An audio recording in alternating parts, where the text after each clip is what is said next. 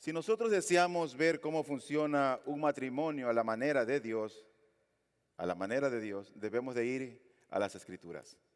Si nosotros deseamos ver cómo criar a nuestros hijos a la manera de Dios, tenemos que buscar en las Escrituras. Si nosotros deseamos conocer la real condición del hombre, cómo está el hombre en realidad, tenemos que ir a las Escrituras, porque las Sagradas Escrituras son toda suficiente, segura e infalible de todo conocimiento, fe y obediencia salvadoras. Si queremos ver cuáles son los oficios que el dueño de la iglesia designó para ella, iremos nosotros a la Escritura. No es que nosotros en la iglesia debemos hacer lo que nos parece o imitar lo que otra iglesia está haciendo. No es ni siquiera hacer lo que funciona en una iglesia, sino que en la iglesia debemos hacer lo que Dios ha establecido a través de las Sagradas Escrituras. Nosotros creemos en la suficiencia de las Escrituras. Dios ha hablado por su palabra. Y el día de hoy nosotros, con el favor de Dios, a los 12 años de haber sido establecida esta iglesia local, estaremos nosotros ordenando a los primeros diáconos de nuestra iglesia. Por lo tanto, yo deseo que nosotros recordemos lo que la Biblia nos dice acerca de este oficio que ya fue expuesto en días pasados, que ya nosotros explicamos hace algún tiempo atrás. Pero es importante que nosotros podamos traer a memoria y recordar estas cosas que son importantes para el desarrollo y la salud de nuestra iglesia. Yo quiero compartir a ustedes brevemente acerca del ministerio diaconal, qué es lo que esto significa, qué es lo que la Biblia habla acerca de los diáconos. Y lo quiero llevar en base de varios encabezados. Lo primero que quiero ver es cuáles son los oficiales reales de la iglesia según las Escrituras. ¿Dónde es que está aquello que dice que deben ser diáconos? Porque hay iglesias que tienen probablemente diaconisas o tienen copastores y a veces tienen una función jerárquica dentro de la iglesia. Pero ¿qué es lo que la Biblia nos dice a nosotros con respecto a ello? Bueno, para eso, como dije al inicio, tenemos que ir a las Sagradas Escrituras. Y en una de las cartas que escribe el apóstol Pablo a la iglesia de Filipos, a una de las iglesias, una de las tantas iglesias que él visitó, otras que fundó, dice en Filipenses capítulo 1, versículo 1, a todos los santos en Cristo Jesús que están en Filipos, incluyendo a los obispos y diáconos. Nosotros vemos allí que él está dirigiendo esta carta a tres grupos de personas. En primer lugar, a la congregación. Él dice a todos los santos. ¿Quiénes son todos los santos? Es la iglesia. Es la iglesia de Jesucristo. Esos son todos los santos. Pero luego hay otro grupo particular y dice ahí, los santos en Cristo Jesús que están en Filipos, incluyendo a los obispos. Los obispos no son más que los pastores, los supervisores o los ancianos. Es ese grupo de hombres que gobiernan la iglesia, que dirigen la iglesia. Y Pablo está escribiendo justamente a una congregación. Y en esa congregación habían pastores. Pero por otro lado también dice el mismo texto, y diáconos. O sea que en esa iglesia estaba la congregación, estaban los pastores u obispos y estaban también los diáconos. Pero ¿quiénes son ellos? ¿Quiénes son los diáconos? Bueno, lo primero que debemos resaltar es que ellos están registrados como parte de una iglesia común y corriente. Es decir, como una iglesia de sana doctrina. Toda iglesia que es una iglesia de sana doctrina debería de tener diáconos. No gente que solamente sirve, sino que haya el oficio como tal. Cada vez que Dios nos habla de los diáconos, nosotros nos vamos a dar cuenta que estos hombres siempre los coloca la Escritura cerquita de los cerquita de los pastores o cerquita de los obispos. Siempre están cerca de ellos. La palabra diácono viene de una voz griega que es diakonois, que quiere decir servidor.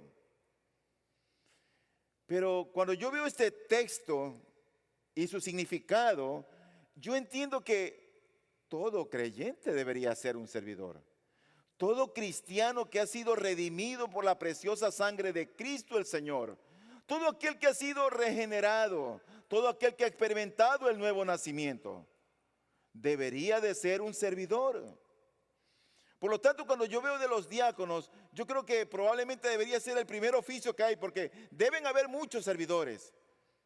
Y dentro de esos servidores que se seleccionan conforme a las Escrituras, conforme a lo que Dios desea, hombres que vayan a ejercer el oficio como tal. Nosotros lo hemos hecho a los 12 años. Eso deja mucho que decir y pensar. Probablemente no han habido muchos servidores en los años anteriores. Pero oramos que no solamente hayan creyentes, sino que haya gente que venga y sirva al Señor. En otras palabras, que nos desgastemos en su reino, que nos desgastemos en el Señor. La persona en el oficio de diaconado es alguien que se preocupa de las necesidades y los medios de subsistencia de una congregación de creyentes. Y esta palabra diáconos tiene un doble sentido. En primer lugar, tiene el sentido de alguien como quien está sirviendo.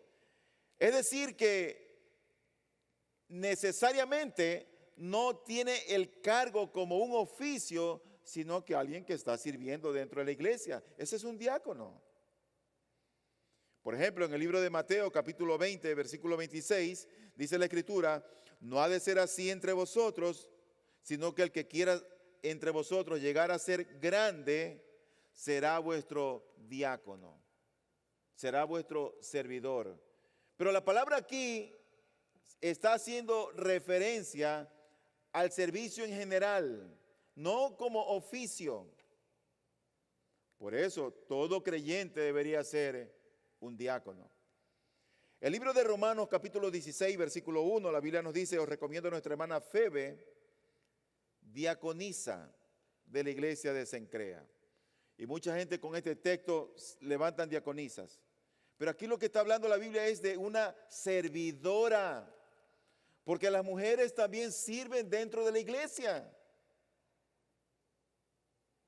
En el libro de Efesios, el capítulo 6, versículo 21, dice la Escritura: pero a fin de que también vosotros sepáis mi situación y lo que hago, todo os lo hará saber Tíquico, amado hermano y fiel diácono en el Señor, fiel ministro, fiel servidor. Todo genuino cristiano debe ser alguien que está dispuesto a servir a otros. ¿Sabes que hay muchas cosas que en la iglesia no vemos? Cosas que ocurren entre los creyentes. Por ejemplo, la oración es algo que, cuando no es pública, por supuesto, es algo que el que está en la casa ora silenciosamente con su puerta trancada y nadie sabe que está orando. Cuando uno ayuna, son prácticas que probablemente nadie lo sabe. Sin embargo, cuando alguien sirve, eso no pasa desapercibido a los ojos de los demás. Pero asimismo, si alguien no está sirviendo, eso no pasa desapercibido a los ojos de los demás. Porque el servicio siempre es algo que se nota, es algo que se ve. Es algo que se ve, es algo notorio. Así que hemos visto nosotros lo que significa la palabra diácono en un sentido: un servidor. Todo creyente debe ser un servidor. Pero también está el oficio de diácono.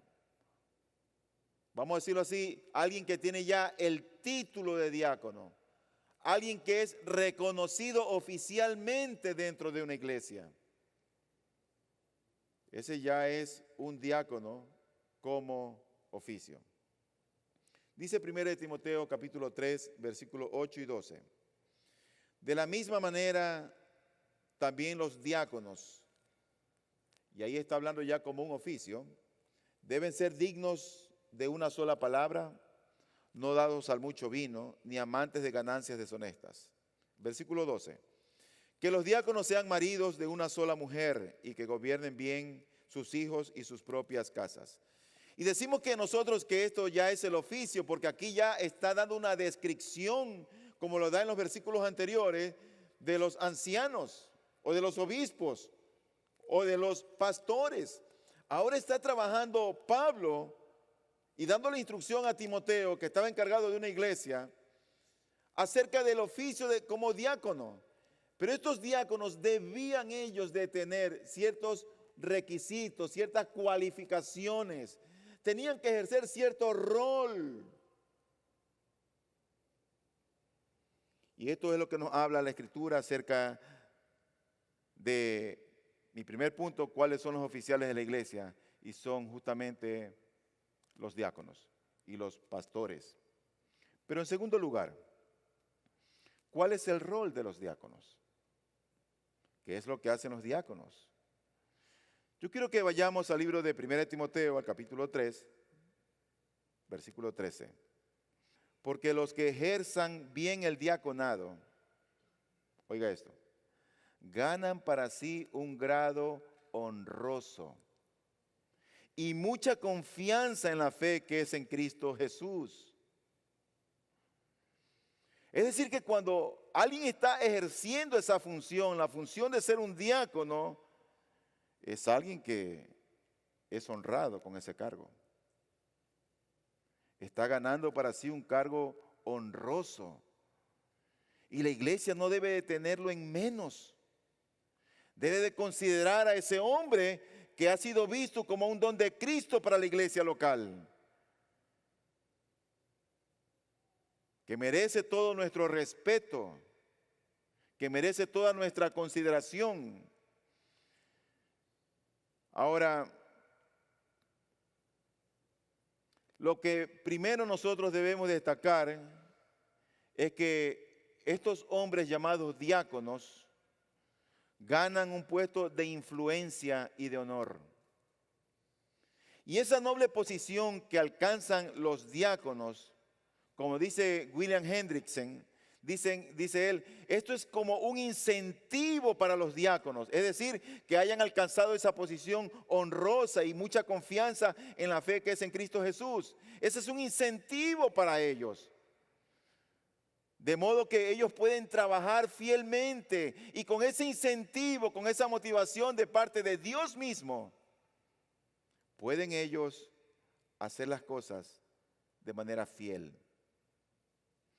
No es antibíblico hablar de los incentivos, de tener un grado honroso, de que ellos tienen mucha confianza en la fe que es en Cristo el Señor.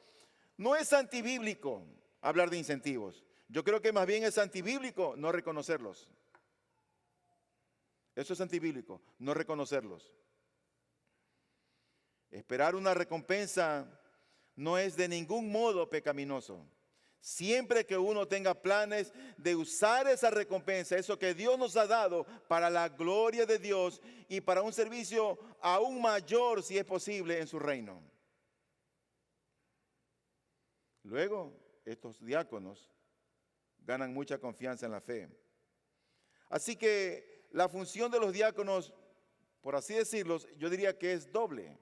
En primer lugar, los diáconos son aquellos que libran a los pastores de tareas específicas. Y en segundo lugar, los diáconos son agentes de misericordia. Son como mensajeros, son como esos ángeles. De pronto está esa visita inesperada. De pronto está esa palabra de aliento para el que está débil. Ellos libran a los pastores de tareas o en tareas específicas, pero al mismo tiempo son agentes de misericordia.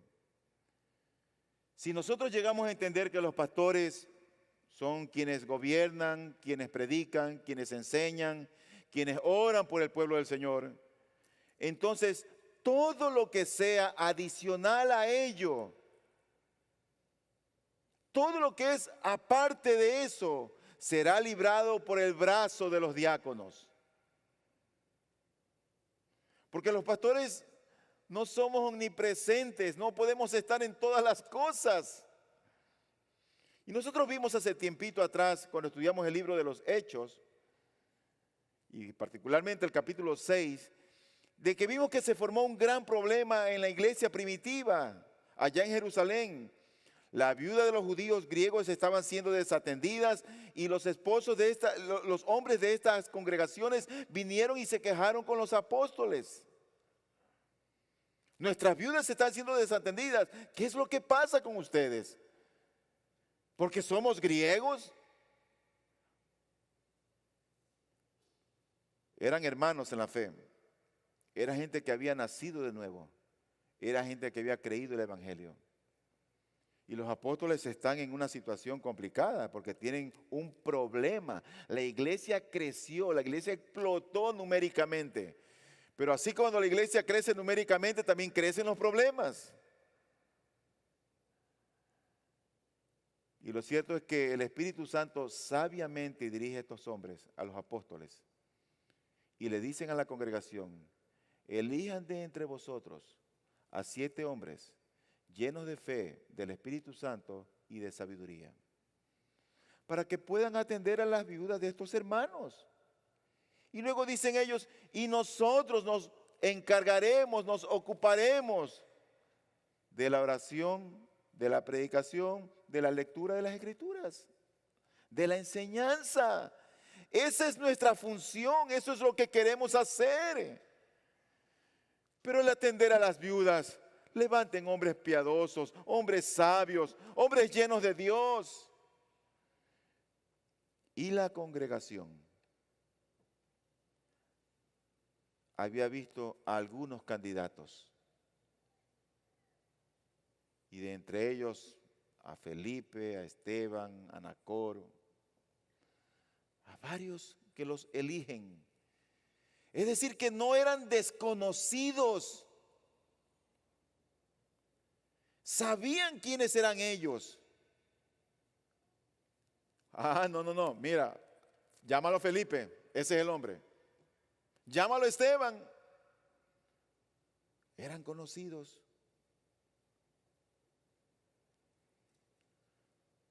Qué honra para un hombre poder decir: yo sirvo a mi Señor. No hay mayor honra. No es una profesión, no es un talento, no es una habilidad o una destreza, sino el decir: yo soy un siervo de mi Dios.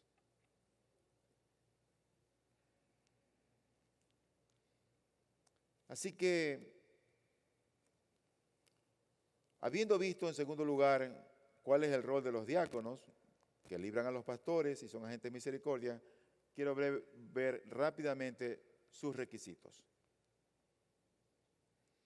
Pero antes de ver sus requisitos, yo quiero recordarles que los diáconos, primeramente, lo que no son.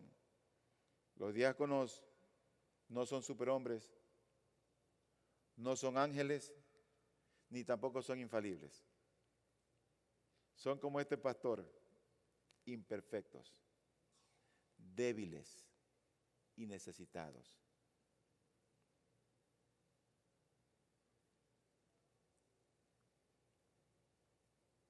¿Quiénes son los diáconos entonces?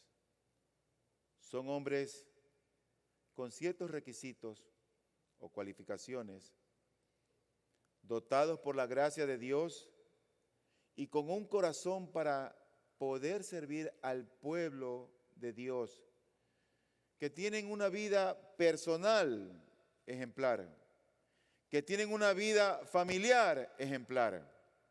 Esos son los diáconos.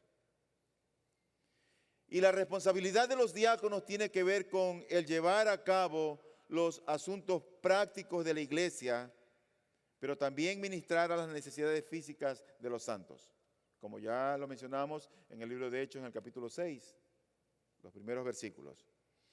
Pero cuando nosotros vamos a ver las cualificaciones o los requisitos de los diáconos, sin lugar a duda que tenemos que ir a las instrucciones que Pablo le da a Timoteo.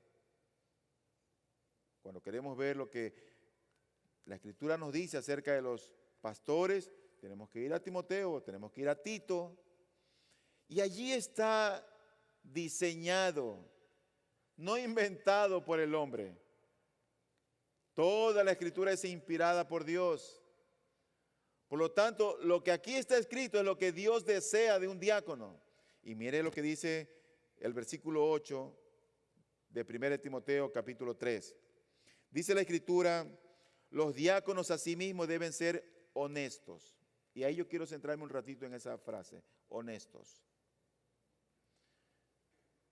Es común al día de hoy la deshonestidad. Eso es algo común. El ser deshonesto significa falsear la verdad. Es prima hermana del engaño, de la mentira. Pero lo primero que dice aquí es que sean honestos. Ahora, esta frase o esta palabra también se puede traducir como dignos de respeto, es decir, personas que son respetables, honorables. Y esto yo creo que es una característica positiva. El resumen es que los diáconos deben ser hombres que la iglesia elige, hombres de integridad, con dominio propio, que viven vidas cristianas consistentes a simple vista de sus hermanos los creyentes, consistentes con lo que creen, consistentes con lo que dice la Escritura. Como lo dijeron los apóstoles, deberían ser hombres de buena reputación, llenos del Espíritu Santo y de sabiduría. Por eso los diáconos deben ser honestos. No, mi hermano, eso no es así. Y van a decir un no con mucho amor y respeto, pero también con firmeza. Porque tú sabes, en nuestro medio hay una frase muy común cuando tú quieres un favor de una manera inapropiada. No sea malito. ¿No es cierto? Queremos, y con ese no sea malito es, hazme esto, mira. Pero los diáconos deben ser hombres honestos. Esto significa que los diáconos tenían que estar controlados, no por el pastor, no por los apóstoles de ese tiempo, sino por el Espíritu Santo de Dios. Por el Espíritu Santo. No por el dinero, no controlados por el vino, no controlados por una lengua suelta. En sus vidas debían de manifestar la obra de lo que Cristo había hecho en sus corazones.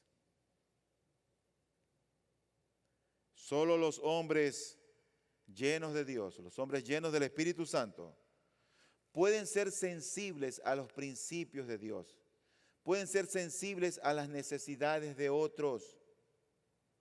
Solo ellos pueden mostrar compasión por el prójimo. Tú sabes, hay mucha gente que puede venir a la iglesia y es indolente con el otro, con el que está atrás. Son indolentes. Es como que cada cual vive su propia vida.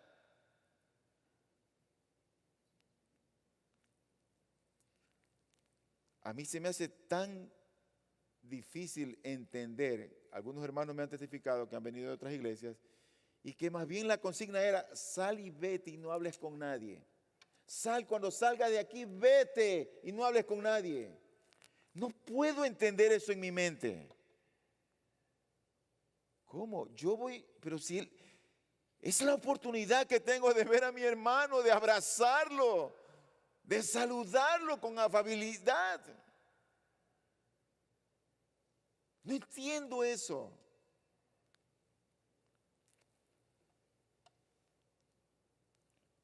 Por eso es que estos hombres son hombres que en definitiva no avergonzarán a la iglesia, no explotarán al necesitado o a personas vulnerables.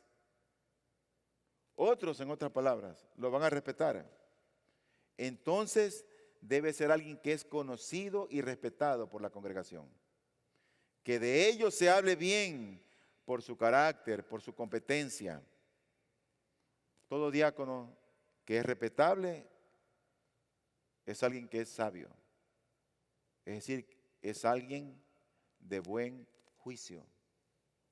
En segundo lugar, el mismo texto del versículo 8, 1 Timoteo 3, nos dice, los diáconos asimismo deben ser honestos, y luego dice, sin doblez. ¿Qué quiere decir esto? ¿Qué significa? Quiere decir que deben ser de integridad de palabra. Un hombre no vale más que su palabra, dijo alguien. Doblez, dice aquí, sin doblez, doblez, es decir a una persona una cosa sobre un asunto y a otra persona sobre el mismo asunto decir algo diferente.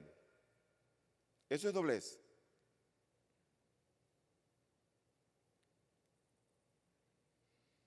Este requisito, en otras palabras, lo que prohíbe es ese hablar manipulador o falso. Detrás de una palabra falsa, ¿sabe lo que hay? Un corazón falso. Una mente falsa. Eso es lo que hay detrás de una palabra falsa. Porque la Biblia te dice que de la abundancia del corazón habla la boca. Mira, el apóstol Pablo tenía que ir a cierto lugar a Macedonia. Y tenía que visitar ahí unas iglesias que había fundado, entre esas Berea y Tesalónica. Pero cuando va hacia ese sector, esa área, él recuerda que hay una iglesia que también él fundó, la iglesia de Corinto. Y él, cuando iba hacia Macedonia, dice, iba a pasar por Corinto. Y al regresar de Macedonia, iba a volver a pasar por Corinto. Y oye lo que el apóstol Pablo dice con respecto a ese viajecito, a esa visita que iba a tener con estos hermanos en Macedonia. Voy a leer de la traducción en lenguaje actual, que tiene un lenguaje más entendible en este texto. Dice así, ¿acaso creen que esos planes los hice sin pensarlo bien? Está hablando esta iglesia. ¿O creen que soy como todos, que primero digo que sí y luego digo que no? Pues se equivocan. Dios es testigo de que cumplimos nuestra palabra. Timoteo, Silas y yo les anunciamos el mensaje de Jesucristo, el Hijo de Dios. Y Jesucristo no decía una cosa primero y otra después. O sea que ahí está el ejemplo. Ellos estaban siguiendo ese ejemplo. Nosotros tenemos un espejo en quien mirarnos. Y por supuesto no somos los pastores. No son los diáconos. Es Cristo. Es Cristo. Y luego dice, al contrario, siempre cumplía su palabra y todas las promesas que Dios ha hecho se cumplen por medio de Jesucristo. Por eso, cuando alabamos a Dios por medio de Jesucristo, decimos amén. No era que su sí era primero sí y después no. O no era que su no era no y que después era sí. El sí de ellos era sí, el no de ellos era no. Y él dijo, voy a ir por Corinto, voy a ir para allá, voy a pasar de ida y voy a pasar de regreso. Él no hizo ese plan a la loca. Que es diferente al mundo que vivimos al día de hoy, ¿no es cierto? Cuando los vendedores te presentan un producto y te lo ponen como la octava maravilla y qué hace esto y hace lo otro y comparan, no todos son así. Hay vendedores honestos. Pero el mismo texto luego nos dice, el versículo 8, deben ser honestos, sin doblez y no dados a mucho vino. Eso quiere decir que deben ser rectos en cuanto al uso del alcohol. No voy a abundar mucho sobre esto, pero quiero ver unos textos bíblicos rapidito, donde dice Isaías capítulo 5, versículo 11. Ay de los que se levantan muy de mañana para ir tras la bebida, de los que trasnochan para que el vino los encienda. Debe ser alguien que está un poco alcoholizado para que tome vino por la mañana. Pero más adelante el versículo 22 del mismo capítulo dice, ay de los héroes para beber vino y valientes para mezclar bebidas. Es una manera con algo de sátira que el profeta nos dice, aquellos que son muy machos, esos héroes, esos envalentonados, aquellos que mezclan bebidas, ¡ay! No es un aplauso, es un ay. Detrás de todo ay en la Biblia hay un dolor, hay dolores. Por eso el libro de Proverbios, el capítulo 20, versículo 1, dice, el vino es escarnecedor, la bebida fuerte alborotadora, y cualquiera que con ellos se embriaga no es sabio. Así que a nuestros hermanos yo sí me aseguré de preguntarles, ¿tú eres bebedor? Me dijeron que no. Y qué bueno. Oseas 4:11 dice, la prostitución, el vino y el mosto quitan el juicio. La manera de pensar correcta, el raciocinio, te lo quitan, te lo eliminan, te lo anulan. Por eso es que aquellos que están involucrados con el vino son los que fácilmente tienen accidentes. ¿Qué entendemos que te quita el juicio? ¿Cómo lo entendemos? Cuando alguien está sin el buen juicio, lo lleva a hablar incorrectamente, a actuar incorrectamente, a pensar incorrectamente. Así que este asunto del vino, no dado el vino, no es una prohibición absoluta en contra de beber vino. Es una prohibición en contra del abuso del vino, del abuso. En cuarto lugar, el versículo 8 nos dice, no codiciosos de ganancias deshonestas. Yo creo que el pecado de la codicia es un pecado que está ahí silencioso en el corazón. No hace alarde de nada, está ahí, calladito. Muchos hermanos a mí me han dicho, pastor, ore que tengo este problema. Mire, mi salud, un trabajo, mi cónyuge, mis hijos. Pero nunca nadie me ha dicho, pastor, ore este pecado de codicia que tengo aquí.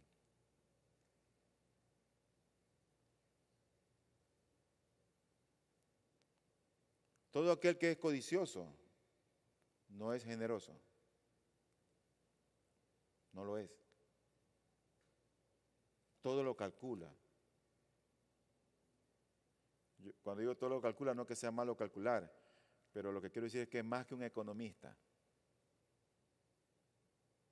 Todo está medido.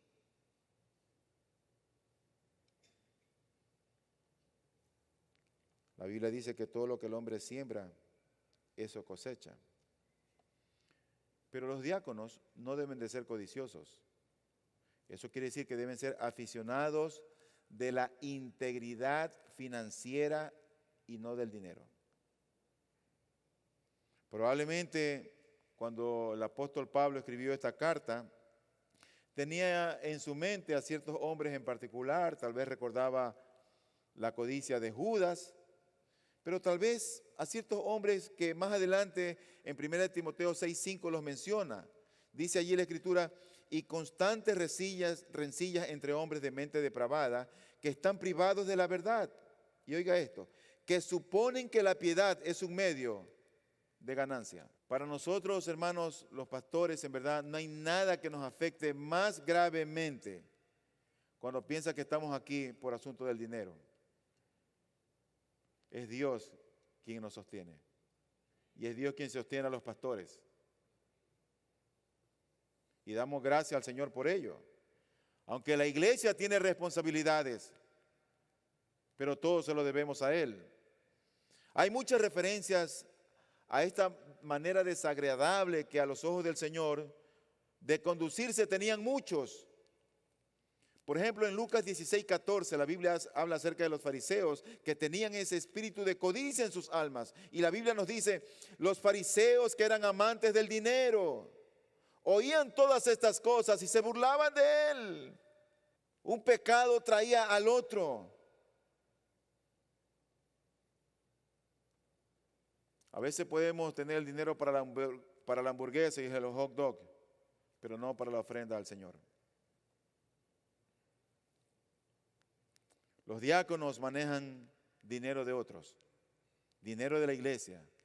Y siempre donde hay dinero hay problemas. Por eso que nosotros debemos de investigar la integridad financiera de un hombre antes de ser escogido como diácono. Y aquel que tenga problemas con la codicia o el robo o que esté involucrado en actos ilícitos, no es un buen candidato para el diaconado. Finalmente, el versículo 9 de 1 Timoteo capítulo 3 dice que guarden el misterio de la fe con limpia conciencia. La vida de un hombre y lo que cree ese hombre, o su teología o su doctrina, deben coincidir.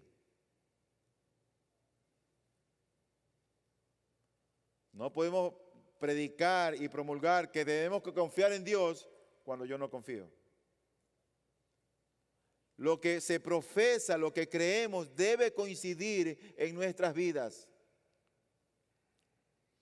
Debe haber, en otras palabras, armonía entre quien dice ser y su doctrina. Un cristiano no puede guardar la fe con limpia conciencia si a la vez está viviendo en inmoralidad sexual, si al mismo tiempo está robando dinero, si al mismo tiempo está resentido con su pastor, con el diácono, con el hermano, con la hermana, odiando a su hermano, si al mismo tiempo tiene planificado divorciarse de su cónyuge, o mezclando la mentira con el evangelio. Eso es incompatible.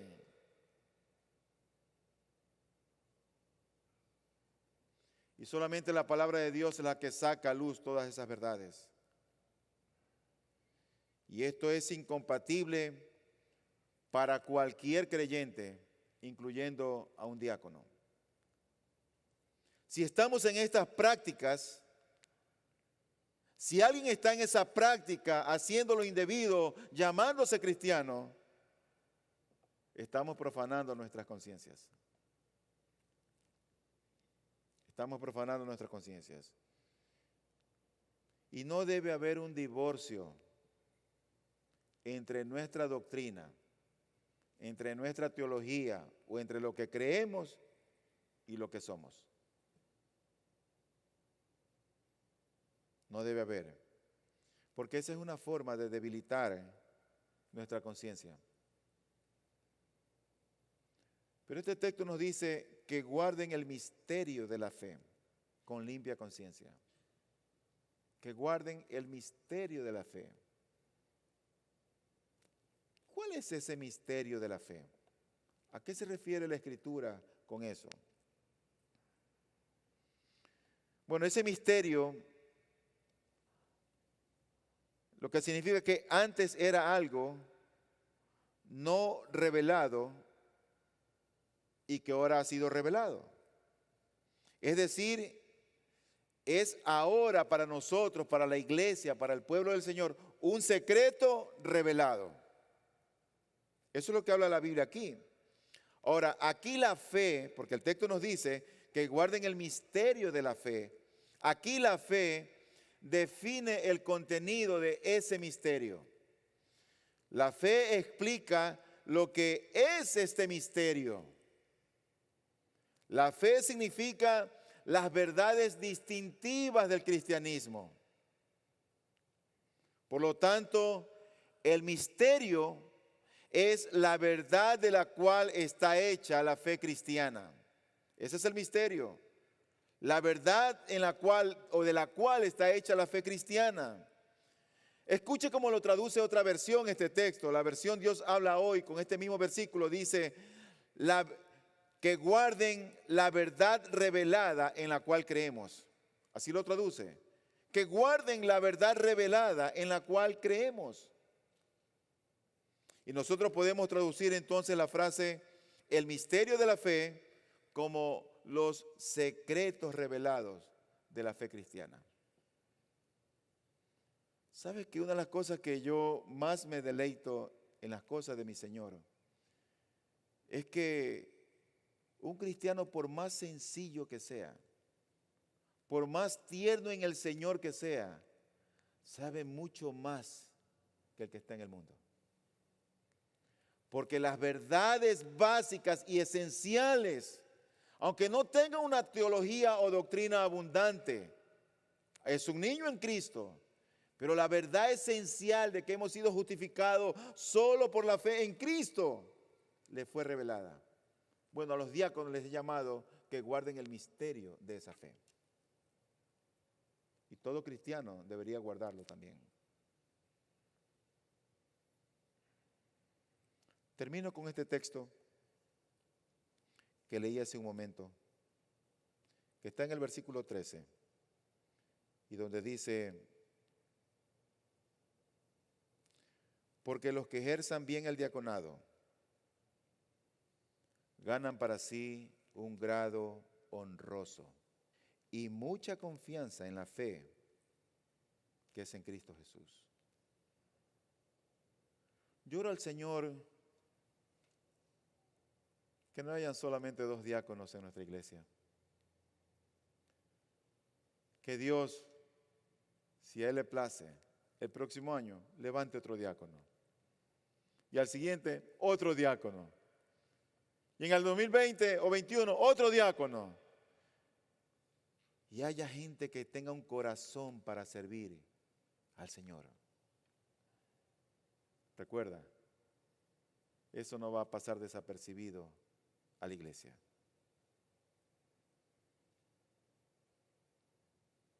Cuando la gente se ausenta y no viene, eso no pasa desapercibido.